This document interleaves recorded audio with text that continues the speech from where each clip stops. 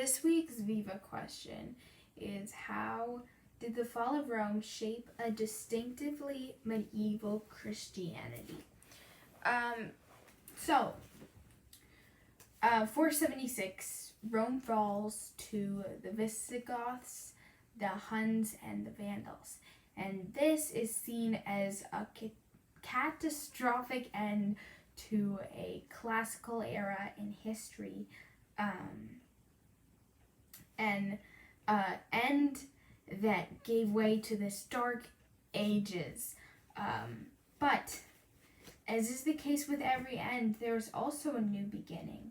And the fall of Rome, although it was catastrophic, it transformed the church's theology and structure. And through Augustine's influence, the church emerged from the collapse of Rome as an empowered entity. Let's explore how the church was transformed during medieval. I don't know what I'm saying. Anyway, the church changed after the fall of Rome.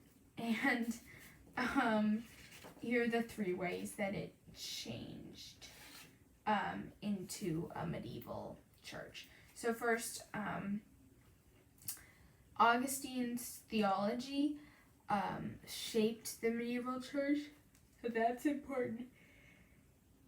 Secondly,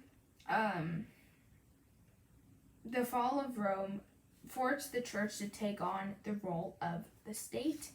And third, the fall of Rome transformed traditions of monasticism, and it transformed the role of monasticism in society. So a little background before we dive into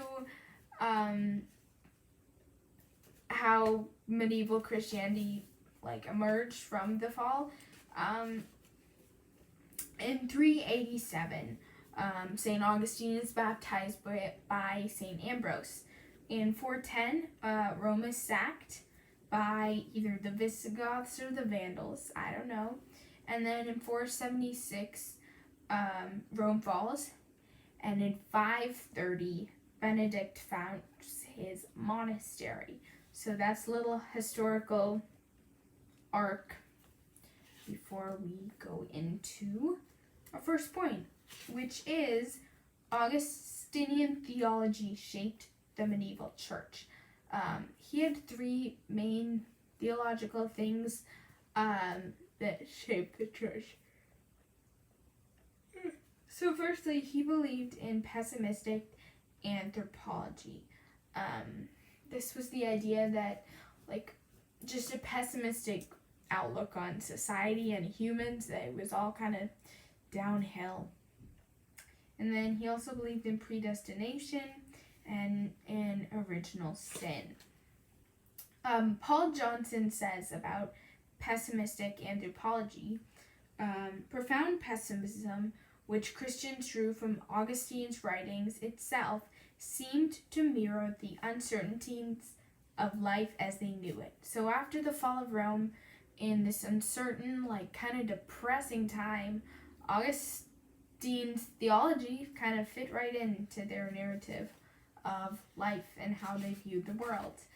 And then this idea of predestination, a famous quote from Augustine's Confessions, Augustine says, whoever is set free is most certainly free. That's talking about the saints that God predestined.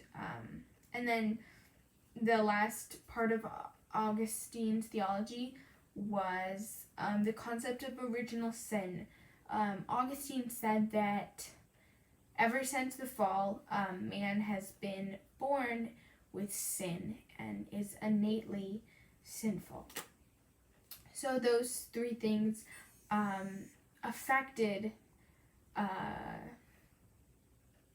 the church's theology. And then secondly, after the collapse of Rome, the church took on the role of the state. So, how did the church take on this role and gain power? So I definitely know the answer. Ambrose was instrumental in this process.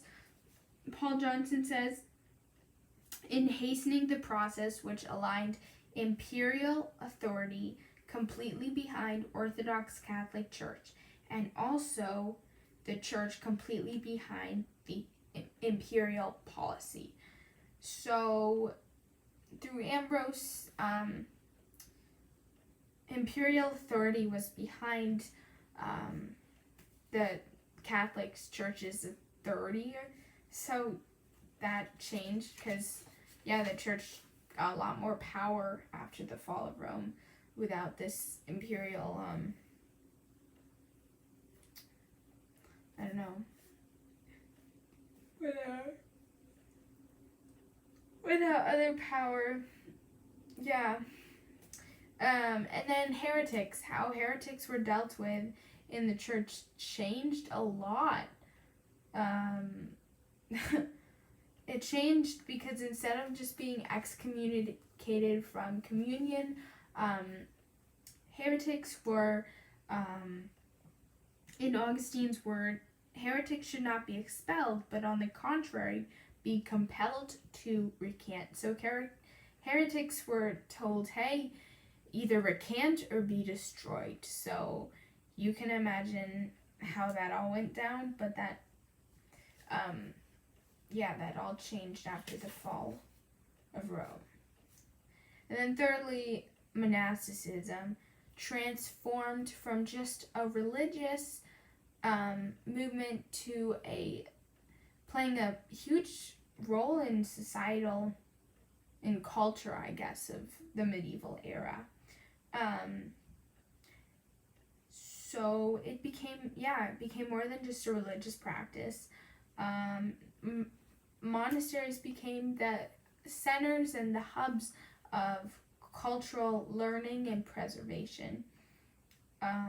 Without an imperial protector, there's a quote from the lecture, without an imperial protector, monasticism developed more complex cultural mission.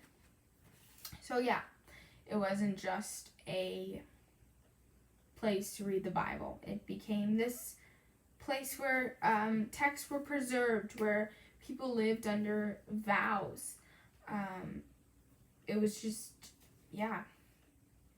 Oh, Paul Johnson says, monasticism acquired in the course of the 5th century a cultural purpose. So that pretty much sums it up. St. Benedict's rule changed monasticism, I guess.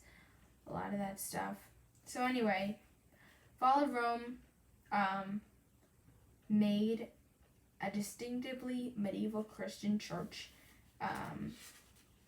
And this distinctively medieval Christian church had Augustinian theology. It had a church who had to take on the role of the state, and it had a monastic community that played a big role in the learning and education of society. Okay, none of that made any sense.